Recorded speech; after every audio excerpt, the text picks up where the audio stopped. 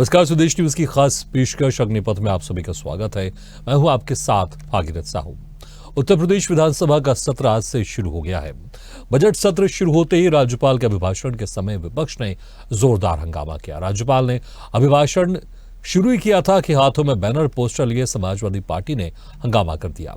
महाकुंभ भगदड़ में मारे गए लोगों के आंकड़े जारी करने की मांग के साथ कई मुद्दों को लेकर हंगामा किया गया। इन सब के बीच राज्यपाल ने संक्षिप्त अभिभाषण दिया। वहीं समाजवादी पार्टी के विधायक अतुल प्रधान अमेरिका द्वारा भारतीयों के अपमान के विरोध में खुद को हथकड़ी और बेड़ियों से जकड़कर सदन पहुंचे।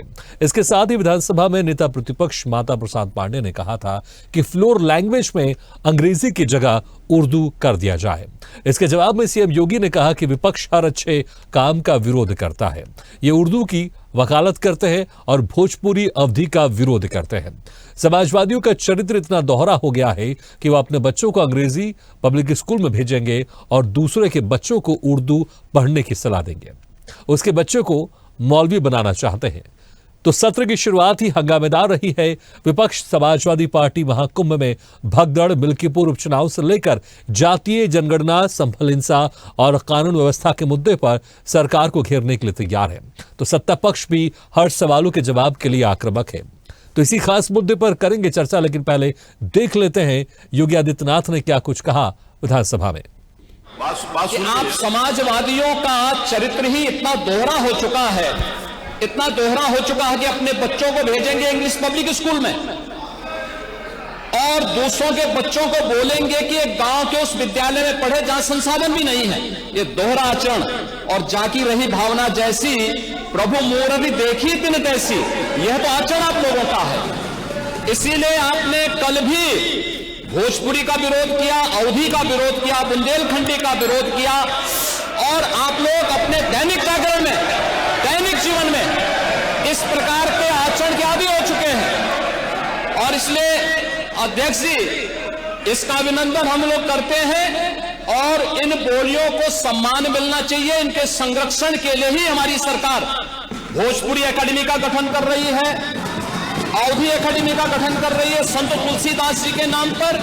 चलिए इसी खास मुद्दे पर हम चर्चा शुरू करते हैं। जो मेहमान हमारे साथ मौजूद है, मैं उनका आप लोगों से तारुफ करा देता हूं। हमारे साथ है बीजेपी नेता विवेक श्रीवास्तव जी, सपा नेता दारा सिंह जी और कांग्रेस प्रवक्ता डॉक्टर एचएन उपाध्याय जी। आप सभी मेहमानों को बहुत बहुत स्वागत है हमारी इस खास चर्चा में। सबसे पहले दारा सिंह जी, देखिए जिस तरह से सत्र की शुरुआत हुई और आप लोग की तरफ से तमाम मुद्दे हैं जिसको लेकर सरकार को घेरा गया। राज्यपाल के अभिभाषण के बीच ही आप लोग पोस्टर लेकर गए, तमाम मुद्दों को लेकर गए, लेकिन इसका जवाब भी दिया, खासकर जो भाषा को लेकर।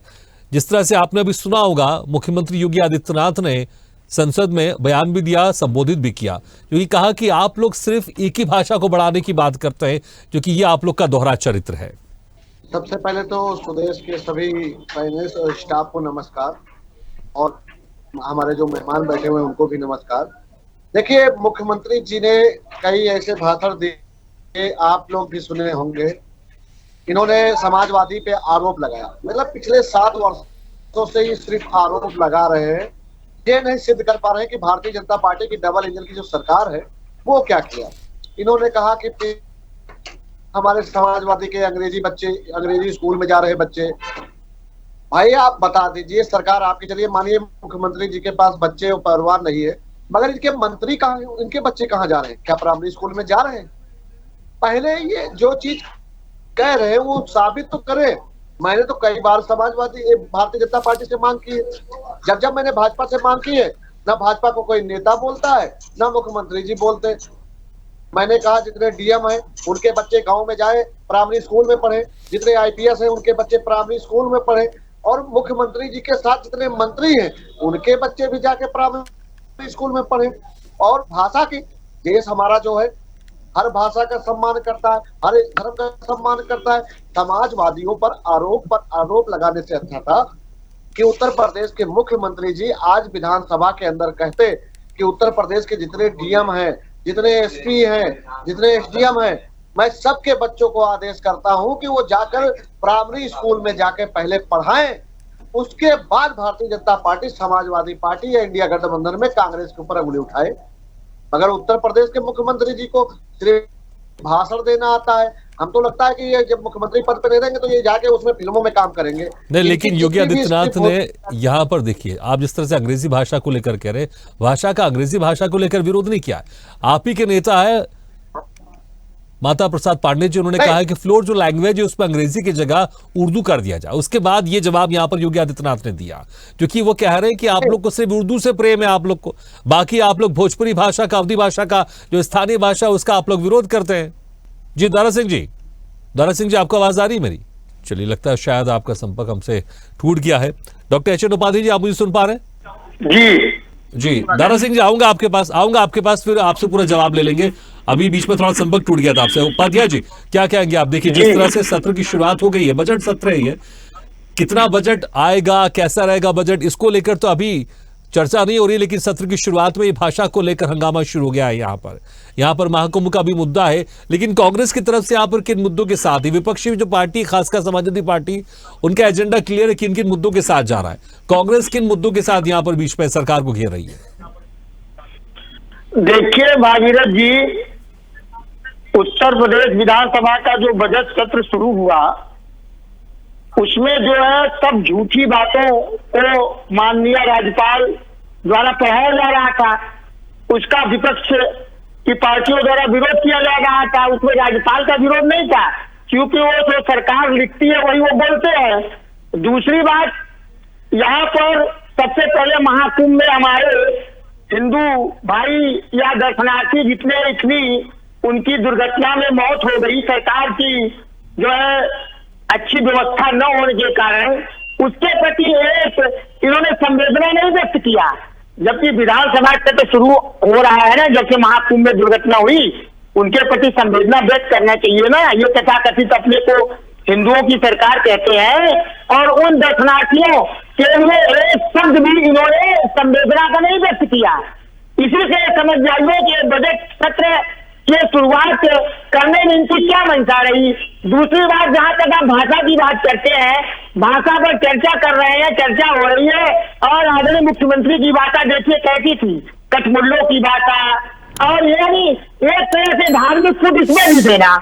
आप बताइए, विपक्ष के नेता माता प्रसाद पांडे जी ने क्या कहा? जैसा आपने कहा, उन्होंने अवधी बुंदेलखंडी जो क्षेत्रीय भाषा, उनका विरोध तो किया नहीं, उसको भी आप लागू करिए। लेकिन हिंदी के बाद उत्तर प्रदेश में प्रमुख भाषा उर्दू है, जिसकी भाषा का उपयोग करके राष्ट्रीय आंदोलन में हमारे वीर शहीद जो फांसी पर झूल गए, उस उर्दू भाषा का अपमान कर रहे हैं। वो उर्दू केवल मुस्लिम धर्म की भाषा तो है नहीं, ये मुस्लिम धर्म से एंगल से जोड़ रहे हैं। तमाम हिंदू भी इसको बोले, सरफरोशी की तमन्ना अब हमारे दिल में है। लेकिन उपाध्याय जी, अगर आप देखेंगे ऑफिशियल कामों में हिंदी का इस्तेमाल होता है, अक्सर स्कूल में भी आप जाएंगे हिंदी का इस्तेमाल होता है या फिर अंग्रेजी का इस्तेमाल होता है। अंग्रेजी अब थोड़ी एक ऑफिशियल भाषा हो गई है।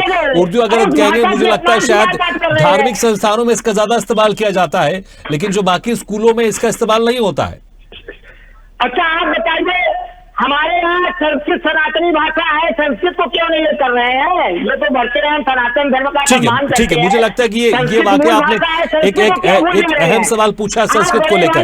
विवेक श्रीवास्तव जी, देखिए जिस तरह से सदन में विपक्ष जो सवाल उठा रहा है, जिस तरह से विपक्ष सदन में आप लोगों को घेर रहा है, यही हमारे इस डिबेट में वही सेम सवाल पूछे जा रहे हैं आपसे और उसी मुद्दों के साथ घेरा जा रहा है। एक तरफ आप उर्दू का विरोध करते, लेकिन तो उपाध्याय जी कह रहे हैं कि भैया संस्कृत भी तो है, संस्कृत को आप लोग क्यों नहीं शामिल कर लेते हैं? और तमाम जो सवाल किए दारा सिंह जी ने, उसका भी आप जवाब दे दीजिएगा। विवेक जी, मुख्यमंत्री जी ने इस विषय पे टिप्पणी की, जब माता प्रसाद जी ने कहा चोर की भाषा अंग्रेजी की जगह उर्दू ले ली जाए। हम बुंदेलखंडी पे काम कर रहे हैं, अवधी पे काम कर रहे हैं, संस्कृत की हमारा अलग जी, हम प्रयास करते हैं कि आपको भी आवाज आ जाए। मैं पीसीआर से बोलूंगा कि आप तक भी आवाज पहुंच जाए, इसका थोड़ा ध्यान रखें। जी, संस्कृत के लिए हमने अलग से बोर्ड बना रखा है, उसके लिए अलग से विद्यालय खोले जा रहे हैं, उनको मान्यता दी जा रही है। संस्कृत का पठन पाठन और अच्छा हो, उस पर सरकार काम कर रही है। जहां तक विपक्ष की दृष्टि है, उनको तुष्टीकरण के अलावा कोई चीज दिखाई नहीं देती। उर्दू को, दारा सिंह जी आऊंगा आपके पास, इसके बाद आप ही के पास आऊंगा। उर्दू को वो लोग मुस्लिमों की भाषा मान के चलते हैं। तमाम विद्वानों की जब राय आप देखेंगे भागीरथ जी, तो उर्दू किसी विशेष क्षेत्र में बोली जाने वाली भाषा ही नहीं है। और कुछ विद्वान तो उसको भाषा ही नहीं मानते, संस्कृत के विरोध में मेरठ से इजाद की हुई एक शब्दावली मानते हैं। दिव्य कीर्ति जी जो इसके दृष्टि के संस्थापक हैं, उनका वक्तव्य इस पे देख लीजिएगा, विस्तार से उर्दू पर उनका वक्तव्य है। ऐसे में उर्दू को लेकर के इतनी बेताबी विपक्ष की जो दिखाई पड़ती है, उसके पीछे तुष्टीकरण की मानसिकता के अलावा और कोई औचित्य नहीं है। यहाँ से लेके पाकिस्तान के भी वो जो भूभाग हैं, उसमें कहीं भी उर्दू भौगोलिक रूप से नहीं बोली जाती, और यहाँ पे इनको लेकर के उर्दू को बेताबी है। जब इनकी शासन सत्ता थी तो इन्होंने हर थाने में एक उर्दू अनुवादक नियुक्त कर दिया था। अब आप बताइए आज की तिथि में कितने लोग उर्दू में दरखास्त देते हैं। जो स्थिति है उत्तर प्रदेश में हिंदी और अंग्रेजी, इसके अलावा मुझको नहीं लगता कि कोई बहुत ज्यादा किसी भाषा में दरखास्त लिखने की स्थिति में है, और उन्हीं भाषाओं में दरखास्तें थानों में सरकारी महकमों में आती है। फ्लोर की भाषा अंग्रेजी हटा करके उर्दू किए जाने का जो तर्क माता प्रसाद जी ने दिया, वो बड़ा भोथरा तर्क है। और उसी की काट में उन्होंने कहा कि भाई हम बुंदेलखंडी पे काम कर रहे हैं, अवधी पे काम कर रहे हैं। ये हमारी क्षेत्रीय भाषाएं हैं, इनको समृद्ध किए जाने की आवश्यकता है। इन भाषाओं में हमारे समृद्ध ग्रंथ हैं, समृद्ध काव्य है, एक से एक महान कवि इसमें इन भाषाओं में हुए हैं। आज आवश्यकता उनकी धरोहरों को संरक्षित करने की, उस भाषा के संवर्धन की है, ताकि भाषा का व्याकरण और समृद्ध हो सके। उस दिशा में हमारी सरकार काम कर रही है। विपक्ष केवल एक तुष्टीकरण विशेष के चलते मदरसा में बच्चों को पढ़ाने की हिमायत करता है। ऐसे मदरसों में जिनको मदरसा बोर्ड भी मान्यता नहीं देता, वहां से पढ़ के निकलने वाले बच्चों का भविष्य क्या होगा, वो भारत के पासपोर्ट में अंगूठा छाप लिखे जाते हैं। भागीरथ जी, ये हमारे मुख्यमंत्री जी ने कहा कि कटबुल्ला बनाना चाहते हैं, लोगों को अंगूठा छाप बनाना चाहते हैं। ये पढ़ा लिखा करके दुनियावी तालीम दे करके राष्ट्र की मुख्य धारा में लोगों को जोड़ना नहीं चाहते। विपक्ष का जो एजेंडा है ये बहुत ही घृणित है और बहुत ही दुखद है। ठीक है, जवाब दे सकते हैं दारा सिंह जी आप। देखिए, हमारे साथी जो विवेक जी बोल रहे थे अभी, प्रवचन बहुत अच्छा दे लेते हैं। पहले तो आप बता दीजिए कि ये किस विधानसभा में या किस संविधान में लिखा कि कटबुल्ला ही बोला जाए मुख्यमंत्री द्वारा। एक मुख्यमंत्री के पद पे बैठा हुआ व्यक्ति कहीं ना कहीं नफरत और जहर फैला रहा है कि आप हिंदू मुस्लिम कर रहिए। आपने भी अभी पाकिस्तान का नाम लिया, क्या बिन पाकिस्तान का नाम लिए आप किसी हिंदी को आपने बढ़ाया? नहीं। और आप बता दे रहा हूं कि माननीय श्री अखिलेश यादव जी तब थे और नेताजी ने संस्कृत को सबसे ज्यादा बढ़ावा दिया। अगर मान्यता दिया तो माननीय श्री नेताजी ने दिया था। ठीक, भारतीय जनता पार्टी ने याद किया। क्या मेरा सवाल फिर से वही रिपीट करूंगा कि अगर तुम्हारे डीएम, तुम्हारे पुलिस विभाग के अधिकारी, तुम्हारे एसडीएम के बच्चे अगर प्राइमरी स्कूल में जाने लगेंगे, उन प्राइमरी स्कूलों की सुधार हो जाएगी। मगर नहीं, आपका मंत्री का बेटा जो है विदेश अंग्रेजी में पढ़ेगा और आरोप लगाओगे समाजवादियों पर। अरे शुरुआत किसने की थी? भारतीय जनता पार्टी ने शुरुआत की है। लेकिन दारा सिंह जी, आप ही के नेता ने तो कहा है कि जो फ्लोर लैंग्वेज है अंग्रेजी से हटाकर उसको उर्दू कर दिया जाए। और मैंने उस वक्त कहा भी था कि ज्यादातर ऑफिशियल कामों में, सरकारी कामों में हिंदी का इस्तेमाल होता है, अंग्रेजी का इस्तेमाल होता है। मदरसे में या धार्मिक संस्थानों में उर्दू का इस्तेमाल हो सकता होगा, वहां पर इस भाषा के जरिए उनको पढ़ाया जाता होगा। लेकिन आम बोलचाल में भी, अगर आप मुस्लिमों के बीच में भी देखेंगे तो आम बोलचाल में भी इंग्लिश की इस्तेमाल करेंगे जो ज्यादा पढ़े लिखे होते हैं, या फिर वो हिंदी का इस्तेमाल करते हैं। नहीं, मैं सर यही बता रहा हूं। आप बता दीजिए क्या भारत में, आप बता दीजिए कितने आबादी तक इंग्लिश समझ पाएगा व्यक्ति? समझ पाएगा नहीं। जब तुम हिंदी भाषा को पूरी तरह से भारत में नहीं लागू करा पा रहे हो, जबकि डबल इंजन है, तो आप दारा सिंह जी, आप यहां वहां जा रहे हैं। मैं आपसे, आप कह रहे हैं जिस तरह से आपके नेता ने उर्दू की डिमांड की कि उर्दू, अंग्रेजी की जगह उर्दू को रख दिया जाए फ्लोर लैंग्वेज में, वही कह रहा हूं मैं। ज्यादातर अगर आप मुसलमान भी देखेंगे तो वो हिंदी में वार्तालाप करते हैं, या फिर जो पढ़े लिखे हैं इनको कहीं ऑफिस में काम करे तो अंग्रेजी का इस्तेमाल करते, उर्दू का इस्तेमाल वो भी नहीं करते होंगे, जिस तरह से आप लोग विधानसभा में फ्लोर लैंग्वेज को उर्दू रखने की बात कर रहे हैं। दारा सिंह जी, मुझे लगता है शायद आपने म्यूट कर दिया। आपने म्यूट कर दिया, आप उसको अनम्यूट कर दीजिए। आपकी आवाज आएगी मेरे पास। आपकी आवाज नहीं आ रही अभी। मदरसे से पढ़े हैं। एक जी जी, अब आ रही है आपकी आवाज। नहीं, फिर से दारा सिंह जी, फिर से लगता है आपने उसको अनम्यूट करके आपने फिर म्यूट कर दिया आपने। म्यूट का इनको उर्दू तर्जुमा बताइए, मदरसे से पढ़े हैं, ये नहीं समझ पा रहे म्यूट क्या होता है। नहीं विवेक जी, मुझे लगता है शायद किसी को कमतर नहीं आंकना चाहिए, उनको समझ में आ रहा है, उनको समझ में आ रहा है दारा सिंह जी। लेकिन विवेक जी कह रहे हैं, शायद आपने सुना होगा उनकी बात, आप जवाब दे सकते हैं संक्षेप में, मेरे पास समय कम है। नहीं, मैं इतना ही बोल सकता हूं कि देखिए, हर चाहे कचहरी हो चाहे थाना हो, सब कहीं उर्दू का इस्तेमाल होता है। अभी अस्पतालों में भी उर्दू का इस्तेमाल होता है। और मैं बता दूं कि योगी जी भी उर्दू का इस्तेमाल करते हैं। आप बता दीजिए, अंग्रेजी भाषा को जितना बढ़ावा आप देना चाहते हैं, उर्दू को क्यों नहीं दे रहे? क्यों नहीं दे रहे? और हमने किसी दारा जी, शायद आपको ये भी पता होगा, जो हिंदी है उस पर बहुत सारी भाषा मिलकर बनी हुई है, उनमें कुछ उर्दू के शब्द भी होते हैं, कुछ संस्कृत के शब्द भी होते हैं, कई शब्दों को मिलकर वो हिंदी बनी हुई है। इसलिए आप जो कह रहे हैं ना कि उर्दू का इस्तेमाल होता है, नहीं, वो उर्दू का नहीं, वो हिंदी का इस्तेमाल होता है। वो नहीं, तो इन लोगों को ये जब पढ़े लिखे हो तो इनको समझ में आया ना कि कौन कौन सी भाषा देश के अंदर है और कौन कौन सी भाषाएं लिखी जाती है, कौन कौन सी बोली जाती है। और शिकायत पत्र आप पढ़ लीजिए, हलफनामा, वसीयतनामा, आ रहा है उर्दू शब्द अलग से। तो ये लोगों को बस गुमराह करना चाहते हैं, ये विकास से मुद्दा हटाना चाहते हैं। नहीं, आप बता दीजिए, अगर मुख्यमंत्री जी कह देते आज विधानसभा। दरअसल जी देखिए, मुझे लगता है शायद अपनी बातों में आप फंस गए। आप कह रहे हैं कि अभी भी इस्तेमाल हो रहा है, हिंदी शब्दों में अगर इस्तेमाल हो रहा है तो फिर अलग से उर्दू की बात करने की क्या आवश्यकता है? हिंदी में इन शब्दों का इस्तेमाल हो ही रहा है ना, क्योंकि हिंदी कई भाषा को मिलकर बनी हुई है। इसलिए मैं कह रहा हूं, शायद आप लोग थोड़ा सा फंस गए। आप लोग अपने जो वोटर से जो वोट बैंक है उसको साधने की कोशिश कर रहे हैं और उर्दू की लैंग्वेज रखने की बात करें। अगर आप मुस्लिमों के बीच में जाएंगे, आप सर्वेक्षण, आप जाके आप उनके बीच में सर्वे करा लीजिएगा, कम से कम मुझे लगता है शायद 10% भी कोई उर्दू में बातचीत नहीं करता होगा। लेकिन यहां पर हो सकता है शायद आपको अपने वोट बैंक को साधना है, इसलिए आप उसका जिक्र कर रहे हैं। उपाध्याय साहब, क्या आपको लगता है कि समाजवादी पार्टी उर्दू के जिक्र करके वोट बैंक को साधने की कोशिश कर रही है, जो एक जमाने में कभी आपका वोट बैंक हुआ करता था?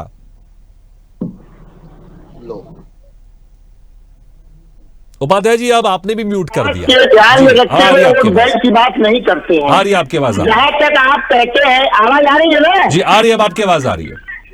जी देखिए, जहां तक सदन की फ्लोर की भाषा की बात हो रही थी, आप बताइए फ्लोर में कितने लोग अंग्रेजी में शपथ लिए हैं? संस्कृत में शपथ लेने वाले, उर्दू में शपथ लेने वाले में 2-4 मिल जाएंगे, लेकिन अंग्रेजी में शपथ लेने वाले हमको तो नहीं लग रहा है कि 1-2-3 मिले होंगे। जब विधानसभा का सत्र शुरू हुआ होगा, जब विधायक शपथ लिए होंगे, तो जहां तक आप कह रहे हैं अंग्रेजी के बड़े समर्थक बने हुए हैं, आप एक भाषा समझिए। मुख्यमंत्री जी कह रहे हैं कि ये अपने बच्चों को अंग्रेजी स्कूल में भेजेंगे और जो है गरीब के बच्चे गांव में जहाँ संसाधन नहीं है वहाँ भेजेंगे। तो संसाधन नहीं है, 8 साल से आज से सरकार चल रही है, क्यों नहीं संसाधन आपकी है भाई? ये तो आप अपनी सरकार की असफलता को बता रहे हैं। उपाध्याय जी, लेकिन देखिए बहुत सारे जो ऑफिशियल काम है हमारे हिंदुस्तान में, ठीक है, इसको लेकर जरूर डिबेट होती है कि भारत में जो ऑफिशियल काम बहुत सारे अंग्रेजी में होते हैं, लेकिन होते हैं, अब क्या करें, अब होते हैं अंग्रेजी में होते हैं। तब उन ऑफिशियल लैंग्वेज को अगर आप चाह रहे हैं कि विधानसभा से हटा दे, तो मुझे लगता है वाकई इसके ऊपर एक विस्तृत चर्चा होनी चाहिए। लेकिन कैसे, जब बहुत सारे काम, सब ऑफिशियल काम ज्यादातर अंग्रेजी में हो रहे हैं। भागीरथ जी, जैसे ऑफिस के काम होने अलग बात है, ये विधानसभा में फ्लोर की भाषा की बात हो रही है। तो जब आप कह रहे हैं तो हिंदी तो बहुत से क्षेत्रीय भाषाओं में भी बोली जाती है, तो क्या अवधि, बुंदेलखंडी को न कहे, वो भी क्षेत्रीय अस्मिता की बात होती है। उसी तरह से ठीक है, मेरे पास समय कम है। विवेक श्रीवास्तव जी, भाई इतना प्यार क्यों अंग्रेजी से कह रहे हैं कि ठीक है ऑफिशियल काम होते होंगे, लेकिन विधानसभा में आप लोग अंग्रेजी प्यार इतना क्यों दिखा रहे हैं? ये आज संस्कृत को भी शामिल करिए, उर्दू को भी शामिल करिए और विभिन्न क्षेत्रीय भाषाओं को भी शामिल करिए। ठीक है। विवेक जी जवाब सुन लेते, समय मेरे पास कम है। विवेक जी जवाब। भागीरथ जी, हाई कोर्ट की जितने मैक्सिमम ऑर्डर आते हैं सब अंग्रेजी में आते हैं। भारत सरकार से जो पत्राचार होता है लगभग अंग्रेजी होता है। तमाम स्टेट से जो पत्र आते हैं भारत सरकार को भी अंग्रेजी में आते हैं, तमिलनाडु जैसे प्रांतों से। आज अंग्रेजी और हिंदी दो मूल भाषाएं भारत की होकर रह गई, जिनके बिना आप पूरे भारत में सरवाइव नहीं कर सकते। उर्दू कोई ऐसा क्षेत्र विशेष नहीं जहाँ की बोली भाषा उर्दू हो। अवधी का क्षेत्र है, बुंदेलखंडी का क्षेत्र है, लेकिन कोई ऐसा क्षेत्र विशेष नहीं है जहाँ पे उर्दू बोली जाती है, यहाँ से लेके मैं पाकिस्तान तक की बात कर रहा हूँ। और जो हमारे मित्र को अंग्रेजी से इतनी दिक्कत महसूस हो रही है, इनसे पूछिए कि अखिलेश यादव सैनिक स्कूल पढ़े थे, वहाँ कौन सी भाषा थी? तो अंग्रेजी भी किसी डोनेशन क्षेत्र में बोली जाती है क्या करके अंग्रेजी भी किसी क्षेत्र में नहीं बोली जाती है विवेक जी। उसी तरह से उर्दू भी आम गए थे जगह जगह सब जगह बाकी बोली भाषा जाती पढ़ है, के अंग्रेजी भी बोली जाती ऑस्ट्रेलिया है। भाषा पढ़ के आए थे। अगर यही लोग पढ़ करके आए हो, यही लोग विरोध भी करे, यही लोग विरोध भी करे, तो ये दोहरा चरित्र भागीरथ जी, ये दुखद है। विपक्ष को ऐसे आचरण से बाज आना चाहिए। देश प्रगति के पथ पे जा रहा है, उसमें सहयोगी होना चाहिए, बाधक नहीं बनना चाहिए। उपाध्याय जी, जिस अंग्रेजी की आप जिक्र कर रहे हैं, इंटरनेशनल लैंग्वेज है, बहुत सारे देशों में बोली जाती है और उसके जरिए आदान प्रदान भी होता है, बातचीत भी होती है। बहरहाल ठीक है, मुझे लगता है कि भाषाओं को लेकर यहाँ पे लगातार चर्चा जारी है, लेकिन दारा सिंह जी देखिए, तमाम मुद्दे और है। भाषा को लेकर तो लगातार इसमें आज चर्चा हुई है, लेकिन जो आपके नेता है वो हथकड़ी पहनकर भी पहुंचे हैं, हथकड़ी पहनकर भी पहुंचे हैं। और किन किन मुद्दों को लेकर इस बजट सत्र में किन किन मुद्दों को लेकर सरकार को आप घेरने वाले वो भी बता दीजिए संक्षेप में, समय कम है मेरे पास। भागीरथ जी, हिंदुस्तान के न्याय का क्या होगा? ये तो महिलाओं की शिक्षा पद्धति को लागू कर रहे हैं, जिन्होंने अंग्रेजी शिक्षा पर अंग्रेजी भाषा में ज्यादा जोर दिया और हिंदी, संस्कृत, अरबी, फारसी को उन्होंने बेकार समझा। इसी तरह से संस्कृत को, उर्दू को, इन भाषाओं को बेकार समझ रहे हैं और अंग्रेजी को महत्व दे ठीक है, रहे मुझे हैं। लगता है कि आपके बहुत सारे शीर्षस्थ नेता है जो अंग्रेजी के अलावा हिंदी अच्छे से बोल नहीं पाते, शायद उन तक आपकी बात पहुंच जाएगी तो शायद ज्यादा बेहतर होगा। ठीक है दारा सिंह जी, संक्षेप में। बीजेपी के नेता कितने अंग्रेजी बोल लेते हैं? अभी तो प्रधानमंत्री ठीक है, समय का दारा सिंह जी संक्षेप में कुछ सेकंड में बात कंप्लीट कीजिए, फिर मुझे समय समाप्त हो रहा है। प्रधानमंत्री जी अगर टेलीविजन तो अंग्रेजी नहीं बोल पाएंगे, आप विधानसभा में अंग्रेजी के समर्थक बोल रहे हैं। पहले आप सबको पढ़ाइए लिखाइए, अंग्रेजी माध्यम का ज्ञान दीजिए, उसके बाद बात करिए इस पर। ठीक है, चलिए मुझे लगता है कि ये हंगामा लगातार जारी होगा, बजट सत्र है, लेकिन निगाहें जरूर रहेंगी कि आखिर बजट सत्र में क्या कुछ प्रावधान किए जाते हैं, कितने लाख का ये बजट आता है और क्या कुछ प्रदेश के लोगों को इसमें सौगात मिलती है। बहुत बहुत शुक्रिया आपसे मेहमानों का, विवेक Srivastava ji, Dara Singh ji, doctor H N Upadhyay ji, शुक्रिया हमारे इस खास चर्चा में शामिल होने के लिए। तो सत्र की शुरुआत हो गई, हंगामेदार भी है, भाषा पर यहां पर सियासी तकरार भी है, लेकिन तमाम और मुद्दे हैं जिसको लेकर विपक्ष पूरी तरह से इस सत्र में हंगामा करेगा, सरकार को घेरने की कोशिश करेगा, लेकिन निगाहें जरूर बजट की होगी, कितने लाख का यह बजट होगा और क्या कुछ प्रदेश के लोगों के इससे सौगातें मिलेंगे। इसी के साथ हमारी खास पेशकश में फिलहाल इतना, लेकिन खबरों का सिलसिला लगातार जारी। आप देखते रहिए स्वदेश न्यूज, सबसे पहले देश। ऐसे ही वीडियो के लिए लाइक करें, शेयर करें, फॉलो करें और YouTube पर जाकर सब्सक्राइब करें और बेल आइकन को दबाना ना भूलें। और ताजा तरीन अपडेट के लिए स्वदेशलाइव.com पर जरूर जाएं।